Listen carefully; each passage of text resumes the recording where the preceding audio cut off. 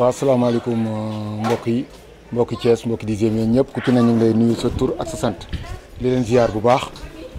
li xew ba xew mooy maanaam association Petit Grand premier mémorial bi nga xam ni moom la ñu def tey fii ci dixième quartier dixième ànd ko waa association bi yëpp ñu ngi nii sama ginnaaw ànd ko ñoom def première édition mémorial Samba Diallo. kuy Samba Diallo Samba Diallo di membre fondateur Petit Grand fondé ko ànd ko ak man mii di raqam ma nekk secrétaire général bi moom mu nekk le trésorier nekk le responsable moralu Petit Grand ànd ak ñaaña mooy présidentu association Petit Grand bi ñu ànd ñëpp ànd ko famille bi ànd ko waa kër gi waa koñ bi ak képp monde sport boo xam ne yaa ngi Thiès école de football Petit Grand ñu ngi nii doog a ñëw ànd yeeg ñëpp maanaam def première édition mémorial bi ñu ngi ko amal tey fii ci dixième di ci woo ñëpp di ci nuyu ñëpp di ci sant ñëpp di ci gërëm ñëpp di leen wax ni leen Samba Diallo day koo xamee ni dafa fort ci ñun dafa sore ci ñun ndax dafa ànd ak ci ñun fu ne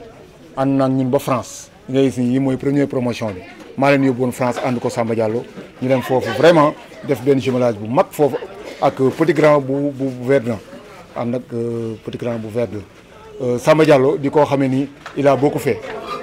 def ko fii ci ouest bi ndax indi na fi ñaari ambulance may ko mairie bu ouest parce que nee na comme association mi ngi ouest don yooyu mu jot da koy dugalaat ci askan bi mu jox ko waa mairie ouest man maa ko yóbbu woon jox ko le maire Alioune Sow Samba Diallo leneen ak yeneen ñaari internationaux yi nga xam ne am nañ ko fii ci koñ bi ci loxoom lañ jaar mu tette leen ba tey ñooñu ñu ngi leen di dégg fu ne ci àdduna bi di koo xamee ni du ju tay suñu xol di tooy ci moom ndax dafa nekk lu rëy ci ñun loolu daal la ñu amoon ci kaddu cant ak gërëm jëmale ko ci Samba Diallo jëmale ko tam ci askan bi yëpp jëmale ko ci association bi voilà man maay Papi Signan di secrétaire généralu association Petit Grand voilà. Fallou Faye laa tudd dëkk dixième ñoo nekkoon école de football Petit Grand ñoo nekkoon fii nii ñun nekk fi depuis temps booy mooy loolu noonu mais ñun ñi maa ngi sant ñëpp di gërëm suñu tante yi nekk fii nii di gërëm ay ñoom tonton Aliou ak sama gars yi nga xamante ni ñoo nekk nii ñun depuis temps booy ñoo fi nekkoon en fait tonton Ba dafa nekkoon koo xamante ni moom bokkoon na si ñun moo ñu yóbbuwoon France en 2015 ñu ñëwaat et que def na lu bëri loo xamante ni si ñun boobu léegi bu fekkee que ni sax amul loo xamante ni gisaguñ ko ba léegi mais ñu ngi si gis ay avancement parce que bu fekkee que moom suñu football bu fekkee que ni tekkiwuñ si ba heure bi nekkaguñ si ay professionnel am na lu bëri loo xamante ni tey jii nii suñu tur fu mu yegg ba tey jii nii c'est à cause de lui ñu ngi koy sant di ko gërëm ba pare ba ko ñaanal yàlla fi mu nekk noonu yàlla ko gënal fii nga xamante ni fi la jóge nii te suñu parents yi ba mu jógee ni sax ñoom dañuy lii day am suñu parents yi ñoom ñëpp ku ne jël na li nga am ñoo yëkkati jox ñu nañ dem leen yóbbu parce que ñoom xam nañ di tonton Ba ci nekkoon si ñun parce que mu temps booy ñun ñëpp fa lañ jàngee football ba ci koñ bi ñëpp fa lañ jaar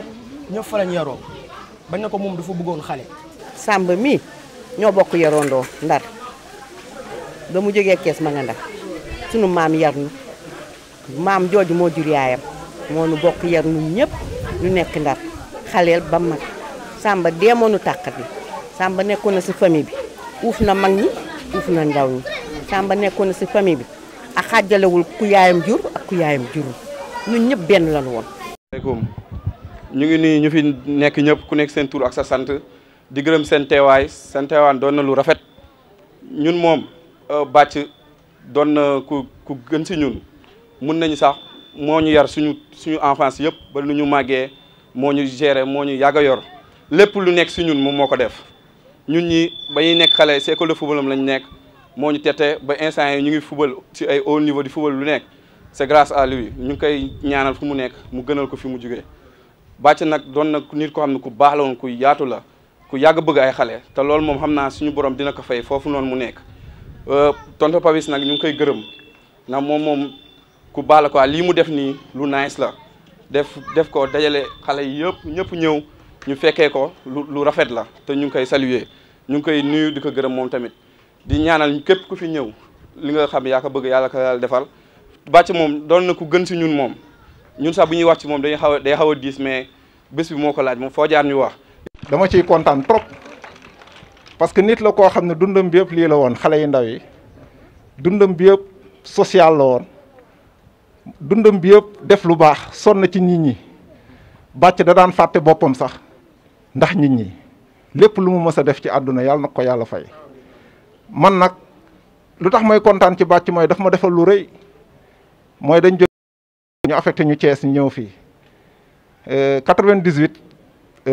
tubaab yi invité ko pour mu ñëw suivre mondial bi foofu mais li sedd sama xol mooy daf ma choisir parmi tant d'autres parce que ñëpp xam nañ ne 3 mois et quelque la fa waroon def boss bi woo ko ne ko kat moo lay jëlal sa salaire mu ne Gassama moom moo ma doy pour ma jëlal ma sama salaire xam nga déjà loolu seede yàlla loolu bu la ko nit defee amatul sa fay bon di ñaan yàlla lépp lu mu fi def yàlla na ko yàlla fay. Papis yow it ñu lay ñaanal yàlla nga yàgg fi ñuy mën di def mu doon ay édition bon comme c'est une première c'est normal ni la mën a demee bon ñi ñaan yàlla déwén ñu gën ko améliorer ñu dem ba ñu koy mu kawe suñu njort daal loolu la ñuy ñaan yàlla di gërëm tamit ki nga xam ne mooy suñu soxna muy faa parce que tamit comme dit le proverbe derrière tout grand homme y a une grande dame mu nekk koo xam ne xëy na dañ dund ak moom lu yàgg ak Samba Diallo vraiment mu doon une brave femme une femme exemplaire di ñaan yàlla na ay doomam dem ba yóbbu ko mag ba jëndal ko kër dugal ko ci vraiment lu ci dëng ñu xam ne sama mëta di la lu ci jëpp ñu xam ne Allah subhanahu wa taala di gërëm ñëpp di baal ak ñëpp salaamaaleykum wa rahmatullah. salaamaaleykum mbokk yi dëkkandoo yi salaamaaleykum école du football yi ak invité yi. wax dëgg yàlla gëmoon ne woon ne dinaa ñëw fii di jël kàddu waaye dinaa ci sànni ñetti baat yoo nga xam ne ñu ngi dem ci parrain bi ndaxte dund na fii def fii dund ku dal gu yem bëgg ñëpp tey jii ba tey jii mu nekk bësam ñu koy taxaw di ko delloo njëkkal di ko ñaanal mu xare yàlla bur yàlla xare ko àjjana gëmoon ne dinaa jël kàddu gi bi fii kon discours bi du am ay dagg-dagg ay hésitation ak yooyu wax dëgg yàlla léegi nag ñi ngi ñaan ñi fi toog xale yi fi taxaw ñu mel ne parrain bi parce que am na lu mu leen jàngal yaru ak bëgg li ngay def ak jom ak fulla ak fayda loolu la fi Samba Diallo jàngale donc yéen a ngi war a nekk ci tànkam di def la di jàng yaru xam li ngeen bëgg surtout njàng mi moom bu ko kenn caaxaane ndaxte ëllëg njàng mi lu déterminant la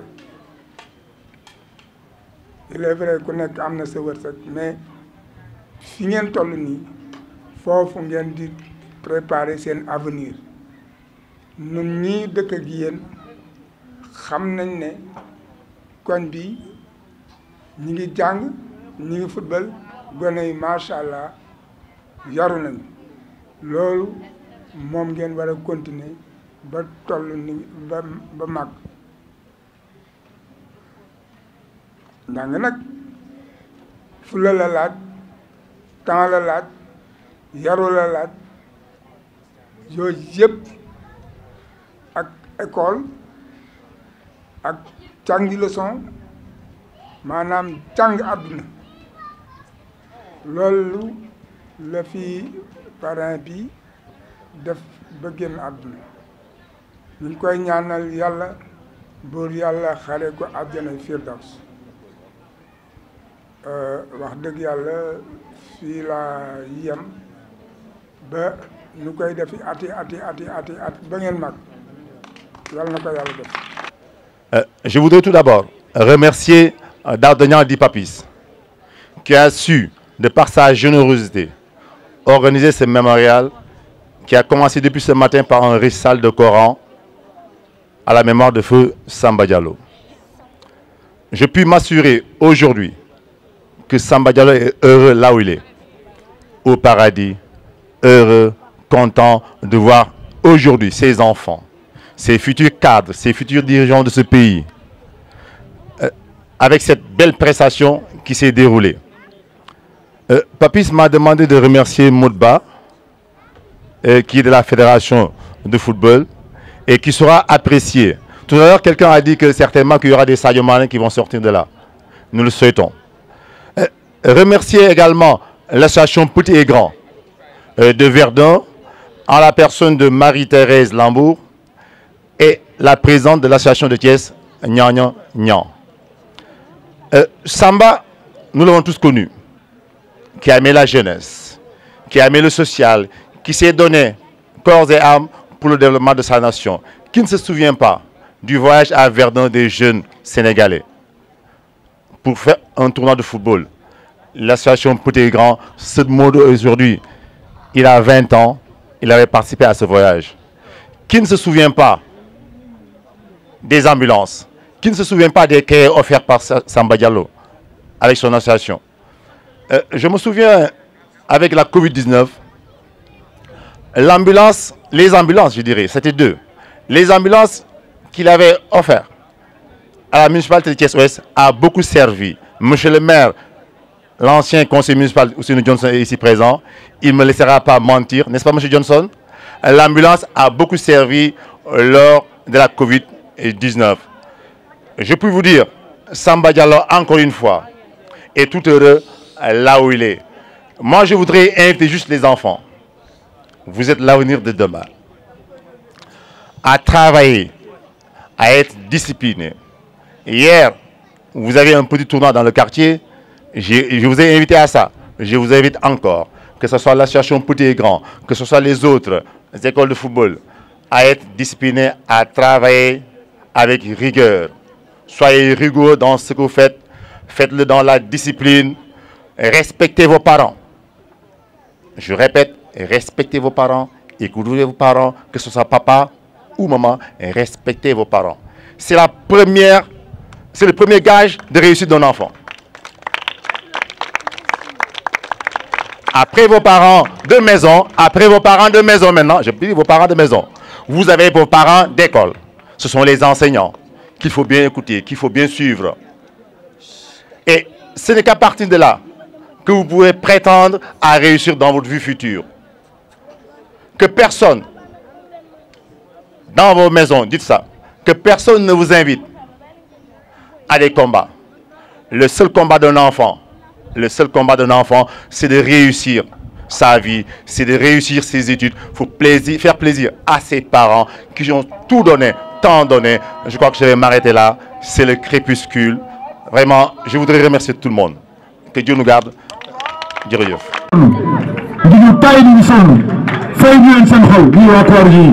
waaw mais nag seen jóge ñoom ñoo opté